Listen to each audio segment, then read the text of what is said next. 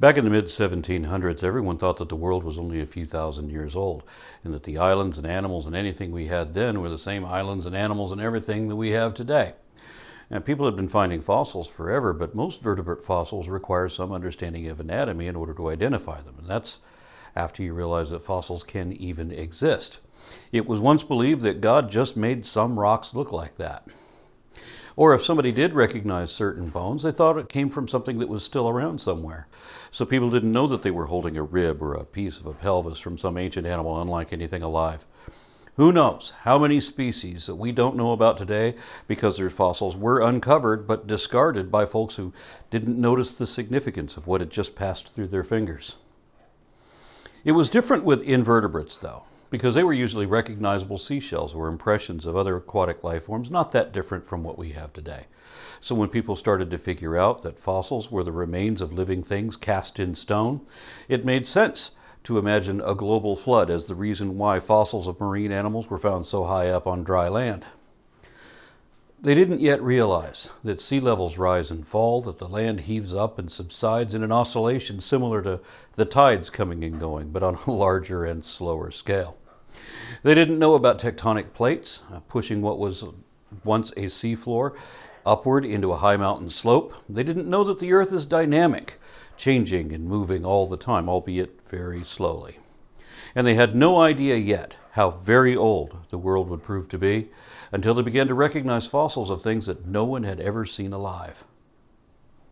These early geologists initially thought that they would find evidence of Noah's flood, but what they found instead was that the rocks were in layers called strata, that certain types of fossil shells and such were only found below a certain depth in the older rocks, and that modern-day animals only appear in the highest layers, which of course were laid down more recently.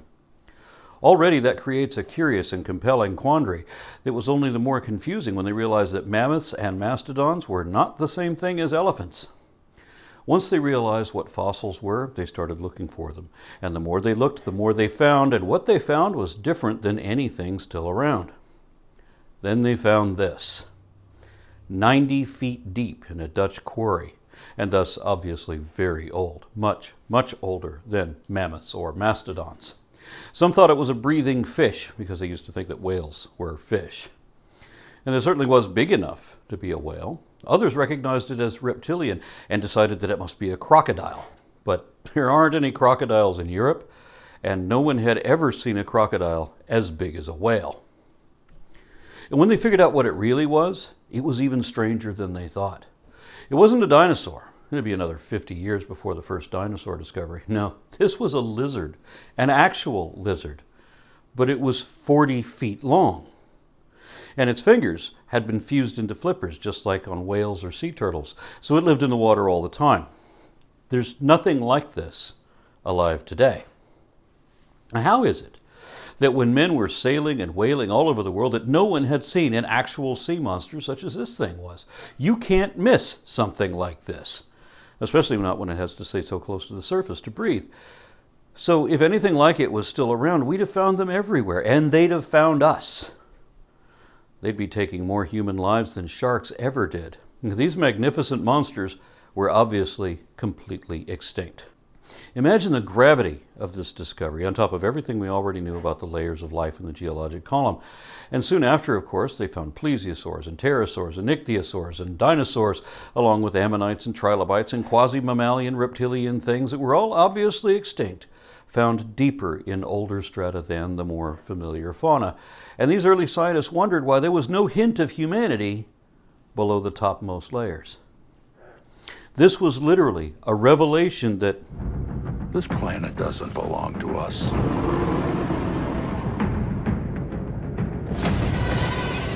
Ancient species owned this earth long before mankind.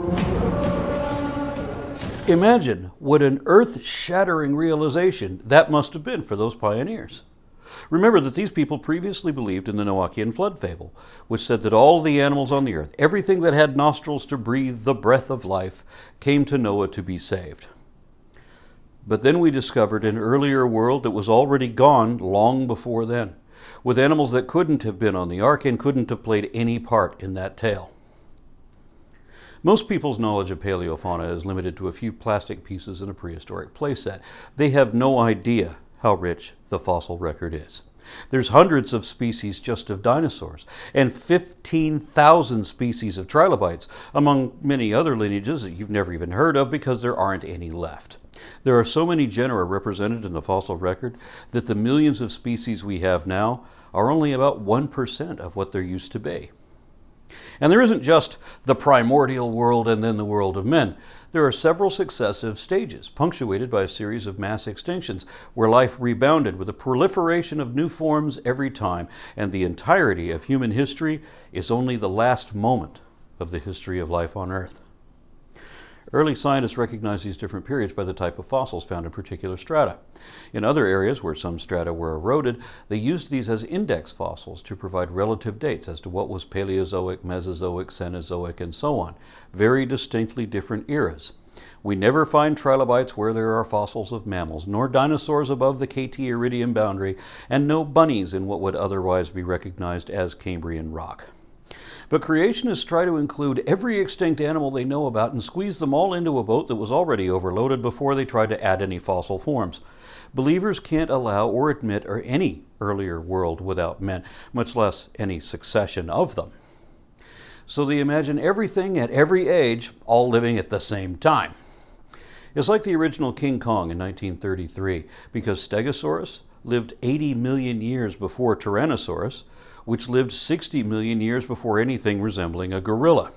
We know this because scientists can now find absolute ages by using a variety of radiometric dating methods, which are all much more precise.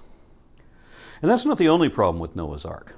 According to every ounce of paleontological evidence anyone has ever dug up, there is every indication that the further back in time you look, the simpler and more similar living things appear to be, until there are only single cells, and this Proterozoic era accounts for more than 80% of the history of life on this planet. There were no primates 100 million years ago, no mammals 200 million years ago, no dinosaurs 300 million years ago, and no land animals whatsoever 400 million years ago.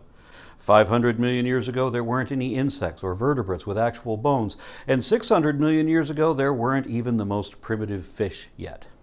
We've never found any trace fossils for macroscopic life forms prior to 700 million years ago, but we do have bacterial microfossils covering another 2.8 billion years prior to the first multicellular anythings we've ever found a trace of.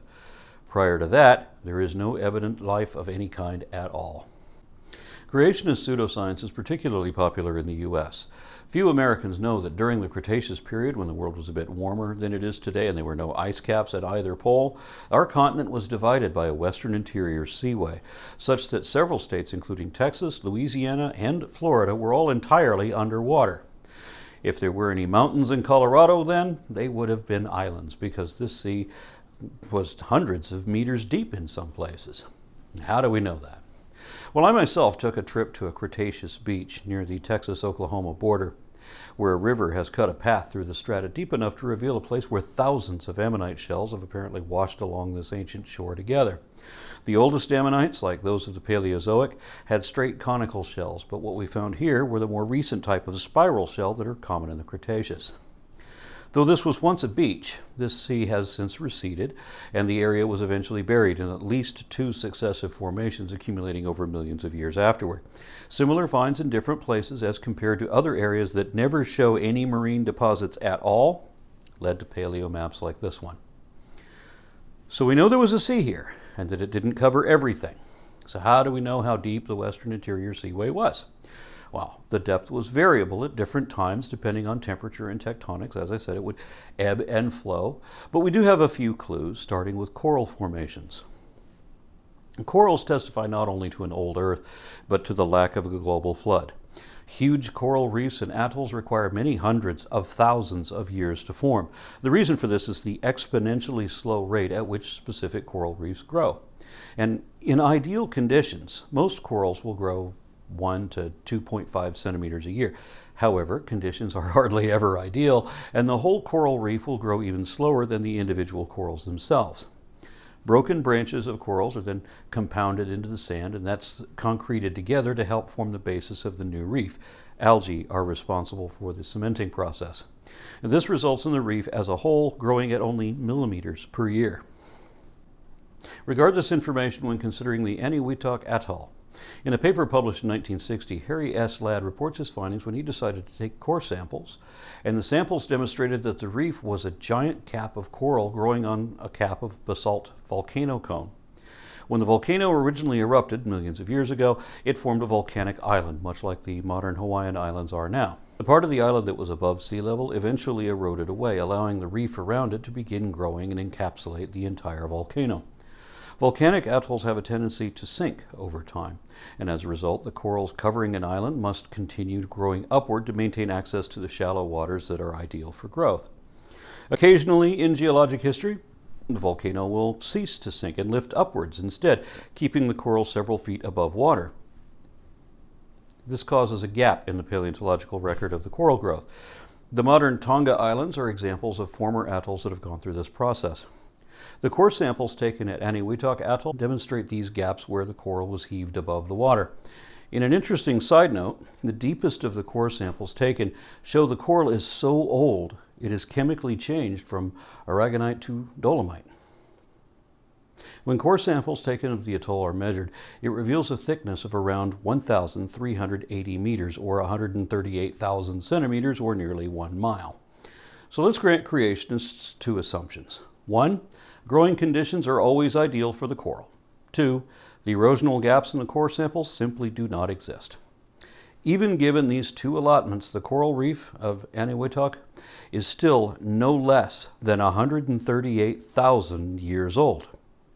Therein appears a major problem for creationists who only, at the most generous, allow that the Earth could only be 10,000 years old. There are additional things corals can teach us about the oceans and the Earth within their growth. Firstly, corals do not tolerate flood conditions very well. Floods kick up particles into the water, dust and sand and clay, for example, and these sediments often take many years to completely settle out of the water and not only kill living corals, but prevent growth of new corals until the particles have settled out. Secondarily, just like trees, which we'll talk about in the next video, many species of corals produce growth rings. And these rings not only show us how old the individual coral is, they also chemically and physically record the growing conditions for that year. Coral rings in good growth years produce large growth rings, and in bad years produce small rings. Now, the biblical flood would certainly have followed modern flood conditions and thusly killing all of the coral around the globe. This allows for only about 4,000 to 6,000 years to get back to their current condition everywhere they are now. This is nowhere near enough time for living coral reefs to have grown to their current size. Some creationists say that God made the corals grow rapidly to their current state and then return to normal growth rates. But what about the coral growth rings? Do they support this claim? They do not. Another objection is that God made corals grow many small rings in a year to give it the appearance of many years of growth. And this would be deliberately deceptive, and I don't know why their God should be a deceiver. Well, actually, I could guess it's because what they want to believe so desperately is not true, and they know it. So they're just trying to come up with whatever excuse will work. But this hypothesis can also be easily disproved. Current research at the Mote Marine Research Laboratory in Sarasota, Florida shows that certain species of coral, given exceptional growing conditions, can produce up to a foot of growth per year, or in a single year. However, they still produce only one growth ring, one large growth ring, not several small rings. Now remember what I showed you in the previous video of this series? At more than 2,000 meters above where the sea level is today, the Guadalupe mountain range is the highest elevation in Texas, a state that was once entirely submerged in the western interior seaway. You're looking at a fossilized coral formation several miles long and nearly 1,000 meters above the land around it, which indicates the relative depth of the western interior seaway in this place at that time. At the very fastest that any coral can grow, even in exceptionally ideal conditions, which would not be the case in a cataclysmic global flood, realize that it would still take several thousand years at a minimum to build this reef. That's several thousand years with the sea level up there. Yet creationists expect us to believe that all of this was formed under impossible strangling turbulence when the water was only at that depth for a few weeks at most? This is not possible. No part of Noah's flood is. Under normal conditions, in reality, this formation would have taken more than 100,000 years to form in a seaway that evidently ebbed and surged here for more than 100 million years. And creationists like to point to the Grand Canyon as though that could support their fable. And while it may seem at first like it's easy for a flood to carve out such a geologic formation, there are problems that arise when you look deeper into the paleontological record of these deposits. For instance, there are land-formed sediments, including the Coconino Sandstone, desert-formed sand dunes right in the middle of where creationists imagined their flood should be. This inconvenient truth has prompted creationists to rationalize whatever excuse they can to explain how desert sand dunes could have formed during the receding stage of their flood. However, these sediments contain fossil footprints that could only have come from small animals climbing on the sides of these Permian sand dunes, now sandstones.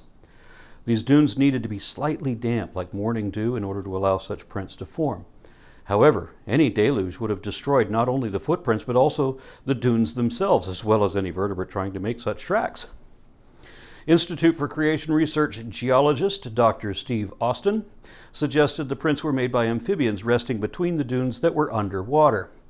But that's rather implausible, as the flood was supposed to have been so catastrophic that it would have destroyed the dunes and violently dumped several meters of sediment per day over the top of them, and of course it would have killed any amphibians that were still around by that time. Remember, this is supposed to be the recessive part of the flood, and there's not any amphibians that would have survived that long. The scientific rebuttal to that also gave specifics as to how these prints can't have been made underwater, including the presence of fossilized raindrops.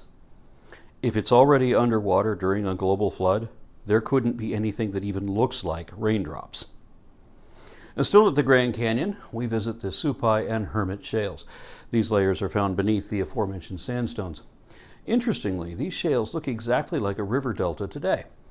A fine example of a river flood delta is the Nile River in Egypt. In Permian times, here at Grand Canyon, many apparently reptilian quadrupeds left their footprints in recently formed mud at a river delta. As the mud then baked hard in the sun, it formed mud cracks, the same processes as seen in modern river deltas. When the rainy season returned the next year, baked mud cracks and prints were buried with fresh sediment. These fossilized prints and mud cracks are found today along with iron oxide deposits. It's important to note that this iron oxide deposit will only form in open air, implying that these tracks and mud cracks must have formed above sea level and above water in general. There is simply no possible way for such fossils to have formed within a catastrophic flood. And speaking of fossil footprints and mud, creationists have pointed to the Paluxy River Formation in Glen Rose, Texas as evidence for dinosaurs walking alongside humans. In their view, this lends credence to the idea not only that the Earth is young, but that dinosaurs were alive and included on the ark. The formation is a famous dinosaur trackway where a group of theropod dinosaurs walked through soft mud. However, in certain areas the tracks seem to be accompanied by human footprints. Yet, when examined in greater detail, these tracks do not stand up to creationist claims. The dinosaurs that walked through this area had three-toed footprints. In many of the tracks, the entire foot is clearly evident. In other tracks, however, the shallower parts of the imprint have been filled in or eroded away thanks to the soft waves of the river nearby. This gives the impression that the footprints were made by a human and not by a dinosaur. Further putting a kink in the creationist claims, this entire trackway would not be possible if there was a cataclysmic worldwide flood. As previously discussed, trackways need calm conditions of gradual sedimentation over their surface to be preserved, not a sudden deluge of unsorted flood debris. On to the fossil species themselves. Flood believers claim that modern species were derived from relatively few kinds that were magically created unrelated to anything else. However, they've never been able to show how to identify any of these kinds, nor to remove them from the parent categories shared with other kinds. Genesis says that Noah was supposed to take every air-breathing land animal aboard the ark, so we can predict that the fossil record should contain both extinct and modern species. But if the world was created 6,000 years ago and the flood happened 4,000 or 5,000 years ago, as believers say, then why would God want to save all these species only to see more than 90% of them become extinct immediately as soon as they got off the boat? Obviously, the ark did not save them. Very few modern species or genera have any presence in the fossil record at all. Even so-called living fossils are not much like their ancestors. The living coelacanths, 2 species, are so different from their fossil predecessors, they're not even in the same taxonomic family. Importantly, floods leave telltale signs behind, and animals unfortunate enough to become caught up in their waters and killed will be deposited mixed up with all the debris. When this happens, they do not sort themselves out into nice layers like the fossil record shows. Floods are a jumbled mess of indistinct sediments, often with smaller things floating above larger ones. Never has a single ammonite been found in strata that also has the fossils of horses, indicating that ammonites went extinct before mammals. And they did not live at the same time, therefore they could not have died in the same global flood. If the global flood had really happened, nothing would look like it does. There wouldn't be any geologic column with layers of strata with different radiometric dates and consistent index fossils or transitional species, of which there are many. Instead, we would find the bones of people and cattle mixed together with dimetrodons and velociraptors in a poorly sorted jumble of large and small grains, rather than distinct layers of different types of deposition requiring different amounts of time to accumulate. Noah's flood was postulated to be absolute. Genesis 7:23 says, God blotted every living thing off the face of the ground, which implies that there shouldn't be any record of aquatic species in the fossil record at all. Yet there are, and in some cases quite clearly and beautifully so. Creationists have to assume so many miracles to keep their animals alive through their great flood. One would think it would have been simpler for God to just snap his fingers or blink or wiggle his nose or whatever it he does to wipe out only the few tribes that pissed him off without having the need to drown every innocent fawn and kill every cute kitten around the world, and without any need for this absurdly impossible floating zoo. Any other idea would have been better than a global flood. And everything we know about paleontology proves not only that Noah's flood couldn't happen, but that even if it could happen, we know for certain that it didn't happen.